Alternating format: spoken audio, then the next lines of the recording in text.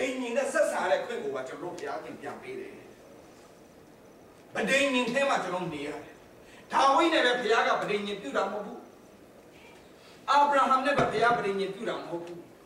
ယေရှုခရစ်တော်နဲ့ဘုရားဗဒိန်ရင်ပြုတော်ကြောင့်ယေရှုခရစ်တော်နဲ့ရှိတော်သူတိုင်းဒီဘုရားခင်ဗဒိန်ရင်ထဲမှာနေရတဲ့အတ္တဖြစ်သွားတယ်ဒါကြောင့်ငါတိုးတို့ဒီငါစကားတော်နားထောင်တော့ငါနောက်တို့လိုက်တယ်ထိုတိုးတို့ငါသိတယ်ထာဝရတက်ကိုငါပေးတယ်ထိုတိုးတို့ငါလာမအဘယ်သူများမနှောက်မယူရအဲ့ဒါဘုရားသခင်ကျွန်တော်နဲ့ပြုတဲ့ဗဒိန်ရင်ဖြစ်တယ်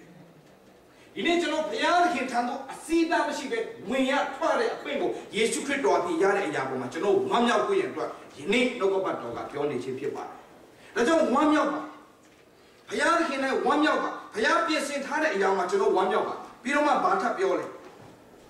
ဲငါတို့ဒီသစ္စာနဲ့ပြည့်စုံသောသဘောရှိဝိစီကိစ္စနဲ့ကျင်းသောယုံကြည်ခြင်းနဲ့တည်လျက်လို့တွေ့ရပါတယ်ဘာကိုပြောတာ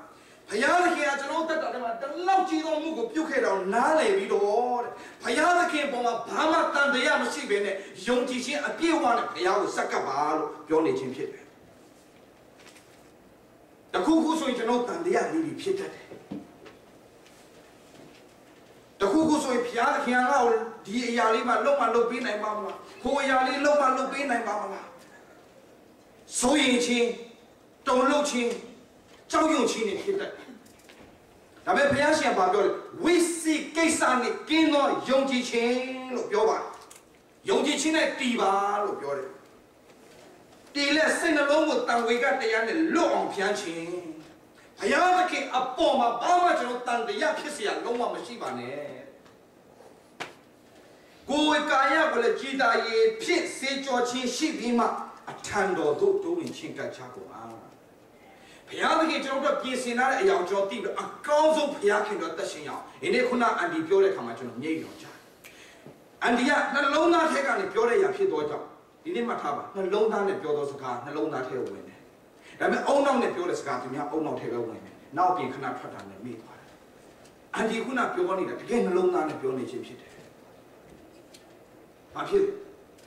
်အတွင်းကြံလေးရှိရင်ဖယ်ထုတ်ပြပါဘုရားသခင်ဗိမ္မာန်တော်ဒီနေ့အတွင်းကထဲမှာကျွန်တော်ဒီဥစ္စာကိုဘာလို့ခေါ်လဲဆိုတော့ခန္ဓာစိတ်ဝိညာဉ်လို့သုံးပိုင်းပြန်ခွဲလို့ရပါတယ်ဒီအစဉ်ကခန္ဓာကိုယ်နဲ့ပဲကျွန်တော်ဘုရားကြောင့်လာနေသေးတယ်ဆိုရင်ကျွန်တော်တို့ကဘုရားသခင်ကကျွန်တော်တို့လောကတိုင်မှာအသေးခံတယ်ကျွန်တော်တို့အပြည့်တို့ခွင့်လို့ပေးတယ်ဒီလောက်စိတ်မှာပဲကျွန်တော်ရှိခန္ဓာကိုယ်ကြီးပဲလာတယ်မဟုတ်ဘူးဘုရားသခင်နဲ့ယဉ်ကျေးတိကျလာတဲ့ခါမှာဝိညာဉ်စားတက်လာတယ်နှုတ်ကပတ်တော်စားခြင်းရှိတော်မူတနည်းအားဖြင့်ငါ့ကိုစားပါလို့ပြောတဲ့ခါမှာဘုရားသခင်နှုတ်ကပတ်တော်ကိုစားခြင်းပြီးတော့ဘုရားသခင်ကအလေးဖြစ်တဲ့တတ်တာ you are the light of the world အလေးဖြစ်တဲ့တတ်တာသင်ဟာမွေးပြန်သောယနတ်ကဲ့သို့သူတစ်ပါးရှိမှဖြစ်ဖို့ရန်အတွက်ကျွန်တော်ရွေးချယ်ခွဲခံထားတဲ့အရာကျွန်တော်ရဲ့တတ်တာမှာသိရှိလာတဲ့ခါမှာနော်ခန္ဓာနဲ့ဝိပုကိုယ်ွယ်ခြင်းကနေစိတ်နဲ့ဝိပုကိုယ်ွယ်ခြင်းတတ်တာဖြစ်လာအထူးစိတ်နဲ့မဟုတ်နောက်စိတ်ထပ်တတ်သွားတယ်ဝိညာဉ်နဲ့ဝိပုကိုယ်ွယ်အစိတ်တတ်ဝိညာဉ်ချင်းပေါင်းစည်းတဲ့အတတ်ဒီနေ့ဘုရားကလိုချင်တာကဒီစိတ်ကြီးရောက်တဲ့အတတ်ဖြစ်ဖို့ဒီဘုရားလိုချင်တယ်ဒါကြောင့်ကျွန်တော်ရောက်ရှင်တတ်တာဘုရားသခင် true worship ပါများဖြစ်ဖို့ဒီနေ့ဘုရားသခင်လိုချင်တယ်ဒီနေ့တတ်တာမြောက်ပြင်ဆင်မှာ serious ထားပ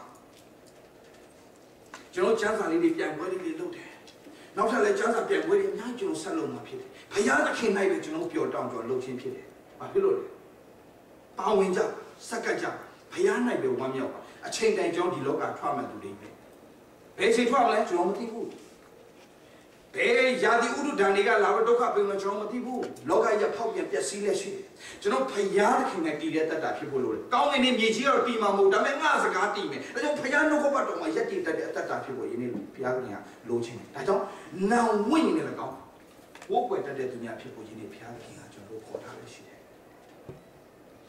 23မျောလင့်ခြင်းအကြောင်းကိုဝန်ခံရင်မတိမ်ခြင်းမရွေ့လျော့ပဲတည်ကြည်ကြကုန်ပါအကြောင်းမူကဂတိထားတော်မူသောသူသည်တစ္ဆာနှင့်ပြည့်စုံတော်မူကျွန်တော်တို့ပုံမှာတစ္ဆာနှင့်ပြည့်စုံတဲ့ဘုရားဖြစ်တယ်ကျွန်တော်တို့ကဘုရားပုံမှာတစ္ဆာရှိခြင်းမရှိလိမ့်မယ်ကျွန်တော်ပြောပြခြင်းတယ်ဒါပေမဲ့ဘုရားတစ္ဆာရှိတယ်အန်ဒီဒေါ်ရတီခုနဒီနှစ်ကုန်သွားရင်တော့သူအိမ်လာကတော့လည်းမရှိတော့ဘူးဒါပေမဲ့ဘုရားသခင်ကတစ္ဆာရှိတယ်ဆိုတော့ तू သိတယ်ဘုရားရှင်လုံးမယ်ဆိုတော့ तू ဝန်ခံတယ်စောင့်မျှော်တဲ့အခါမှ